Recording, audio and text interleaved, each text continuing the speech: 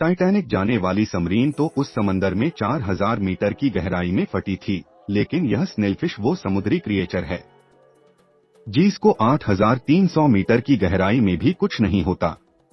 ये कुदरती तौर पे दुनिया का सबसे मजबूत क्रिया चक्र माना जाता है। फिर चाहे इसके ऊपर हाथियों का झुंड खड़ा कर दिया जाए, इसके ऊपर से भारी ट्रक से गुजार दिए जाएं, या फिर हत्या के एक लोकोमोटिव ही इसके ऊपर क्यों ना खड़ा कर दिया जाए, इसकी बॉडी टस से मस नहीं होगी।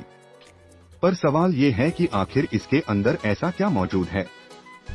नाजरीन, पैसिफिक क्वेश्चन में आइलैंड से 350 किलोमीटर साउथ वेस्ट में ट्रैवल किया जाए तो समंदर का वो हिस्सा आता है जिसके नीचे ओशन का डीपेस्ट पॉइंट मौजूद है।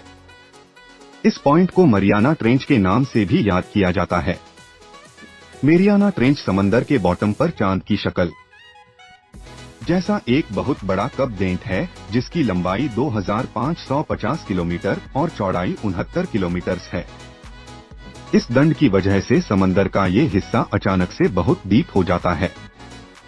इस स्टैंड का अंदाजा लगाने के लिए इसको गूगल अर्थ पर भी देखा जा सकता है। इस ट्रेंच में हमारी दुनिया का सबसे गहरा पॉइंट चैलेंजर डीप समुद्री लहरों से भी 11,033 मीटर या फिर 36,200 फीट नीचे मौजूद है। ये कह रहा है ओशन की सबसे कम एक्सप्लोर की जाने वाली कराई है, जिसको हैंडल जोन भी कहा जाता है। इसका ये नाम ग्रीक अंडरवर्ल्ड गॉड एड्स के नाम पर रखा गया था।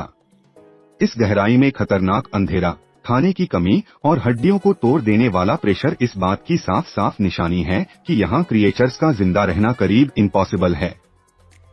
पहले तो ये नहीं समझा जाता था कि हेड अल जोन तक इंसान कभी नहीं जा पाएगा, लेकिन 19वीं सदी में एक वाकया हुआ जिसने इस कॉन्सेप्ट को हमेशा हमेशा के लिए बदल दिया। 1875 में HMS चैलेंजर नामी शेप समंदर में मौजूद थी। इसमें उस वक्त के ओशन एक्सप्लोरर्स ओशन का डीपेस्ट पॉइंट तलाश करने निकले थे। एक जगह पर आकर उन्होंने रस्सी पर वजन लटकाकर उसको समंदर में फेंका। ये नोटिस किया गया कि रस्सी नीचे जाती जा रही है, लेकिन डीपेस्ट पॉइंट अभी तक नहीं आया। ऐसा पहले कभी नहीं हुआ था कि उनकी रस्सी समुद्र के बॉटम पर पहुंचने से पहले ही खत्म हो गई हो। इस खबर ने पूरी दुनिया के ओशन एक्सप्लोरर्स को हैरत सदा छोड़ दिया। मरियाना ट्रेंच ओशन का सबसे गहरा पॉइंट था। ये जानना ही सिर्फ काफी नहीं था। यहाँ तक पहुँचने के लिए कई बार कोशिशें की गई, लेकिन ये गहराई किसी को अपने करीब भी आने नहीं देती थी कि डिस्कवरी के 80 सालों के बाद 1960 में दो लोगों ने यहाँ तक जाने की हिम्मत मंदी जेकोर्ड और navy lieutenant at Don Walsh.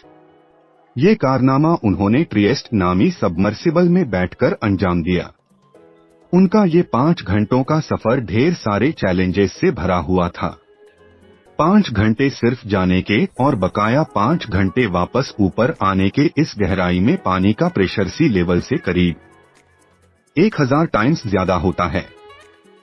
उनके सफर के दौरान सबमरीन की खिड़की का शीशा क्रैक हो गया था, जिसकी वजह से चैलेंजर डीप पर वह सिर्फ 20 मिनट ही गुजार पाए और फिर उनको वापस ऊपर आना ही पड़ा।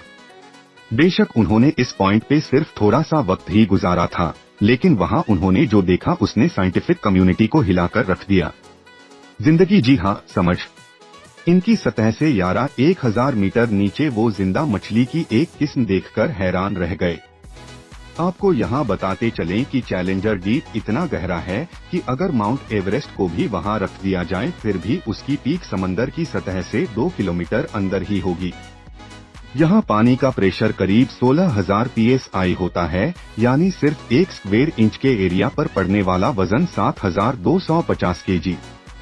खैर, वक्त की कमी की वजह से उनको चैलेंजर डीप से फौरन निकलना पड़ा, लेकिन इस ट्रिप ने ओशन एक्सप्लोरर्स और बायोलॉजिस्ट के लिए एक बहुत बड़ी मिस्ट्री खड़ी करती। आखिर हैंडल जोन में जिंदगी मुमकिन कैसे है, जहां ना ऑक्सीजन है ना सूरज की रोशनी। समंदर की इस गहराई में जाकर रिसर्च करना एक इम्पॉसिबल टास्क होता है। इसीलिए 1996 में जापान ने एक रोबोटिक समर गायकों के नाम से तैयार की। इस मिशन को कायको मिशन का नाम दिया गया, जिसमें इस सबमर्सिबल को चैलेंजर डीप तक भेजकर सैंपल्स कलेक्ट करके वापस आना था। गाय को नए ओशन फ्लोर के कुछ सैंपल्स कलेक्ट किए हैं, जिनको जब टेस्ट किया गया तो मालूम पड़ा कि समुंदर का बॉटम अजीब किस्म के बैक्टीरिया से भरा हुआ है। ऐसे बैक्टीरिया जो आज से पहले कभी देखे नहीं गए थे।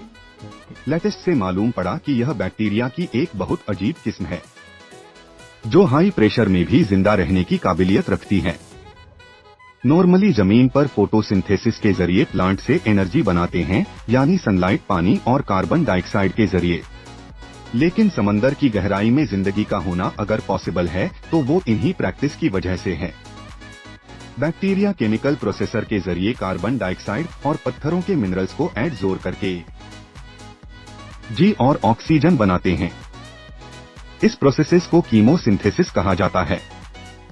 ये नोटिस किया गया कि इन बैक्टीरिया की वजह से बनने वाली एनर्जी समंदर की इस गहराई में मौजूद दूसरे क्रिएटर्स के लिए मेन एनर्जी सोर्स का बाइस बनती है। ये एविडेंस इस बात को साबित करने के लिए काफी था कि हेड अल जोन में जिंदगी वाकई में मुमकिन है। नरियाना में हैरतंगेज स्टोर पे सबसे गहराई में रहने वाली मछली को भी देखा गया है, जो कि एक स्नेलफिश है, क्योंकि ये हैंडल जोन में रहती है।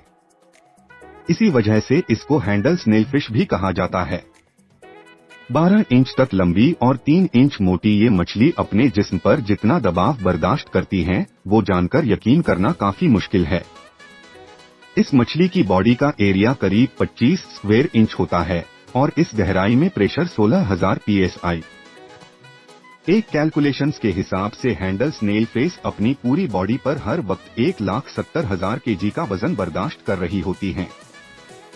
जी हाँ, रेफरेंस के लिए आपको बताते चलें कि 1,777 का वेट 1,68,000 kg होता है और एक एवरेज लोकोमोटिव का वजन 1,50,000 kg। ये किसी चमत्कार से कम नहीं है कि इतनी छोटी सी मछली इतना ज्यादा वजन झेल सकती है। पर इसकी वजह क्या है?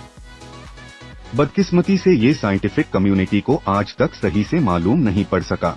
असल में वहाँ जाकर रिसर्च करना पॉसिबल नहीं है, और अगर इस स्नेलफिश को या दूसरे डिप्सी क्रिएटर्स को समंदर से निकाल कर लाया जाए तो वो प्रेशर की कमी की वजह से बच जाते हैं। चंद साइंटिफिक रिसर्च से मालूम पड़ा है कि जो मछलियां सरफेस पे रहती है उनके अंदर एक बिल्डर होता है। इस विम्बलडन ये हवा भरी होती है, जिसकी वजह से वो ज्यादा डीप नहीं जा पाती। लेकिन डीप से क्रिएचर्स के अंदर ये स्वयं ब्लैडर नहीं होता और यही वजह है कि वो गहराई में आसानी से जा सकती है। इसके अलावा रिसेंट डिस्कवरी से मालूम पड़ा है कि तमाम समुद्री महिलाओं के अंदर पीजोलाइट्स नामी एक ऑर्गेनिक मॉलिक्यूल होता है। ये मॉलिक्यूल मेम्ब्रेन्स और प्रोटीन को क्रश होने से बचाता है। दानों को स्नेलफिश के अंदर पीजोलाइट्स की बहुत ज्यादा क्वांटिटी देखने को मिली, पर अभी तक ये मालूम नहीं पड़ सका कि यह पीजोलाइट्स आखिर प्रोटीन और मेम्ब्रेन्स को क्रश होने से कैसे बचाता है। ये तो तब ही मालूम पड़ सकेगा जब कोई ऐसी टेक्नोलॉजी इजाद हो जो चैलेंजर डीप में जाकर जिंदा मछली पर रिसर्च कर पाए।